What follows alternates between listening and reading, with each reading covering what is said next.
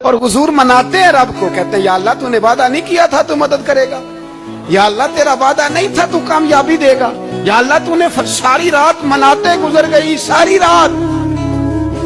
صبح کا اجالا چمکا تو حضرت ابو بکر فرماتے اتنا لمبا سجدہ کیا, حضور سجدے میں تھے, میں دیکھتے دیکھتے تھک گیا, میں سجدے کی حالت میں ہی حضور پر لیٹ گیا, لپٹ گیا. میں نے کہا محبوبہ سر اٹھائیں, وہ دیکھیں اللہ نے مدد نازل فرما بھی دی ہے. اٹھائیے سر. حضور نے اللہ کو منایا, نبی پاک منایا کرتے تھے. ہم اب سجدوں میں بھی نہیں جاتے, اتنی سو گئی امت سجدوں تقریروں سے انقلاب لانا چاہتے ہیں, ہم خالی نعروں سے انقلاب برپا کرنا چاہتے ہیں. لوگ جب روتے تھے بوڑھے لوگ سجدوں میں, اور عالم فاضل صوفی کی تو کیا بات ہے نا, وہ تو اللہ کے نمائندے ہیں کہ جس کے صرف سفید بال ہو جائیں. میرے نبی پاک علیہ السلام نے فرمایا رب تو ان کی بڑی عزت کرتا ہے, ان کی بڑی.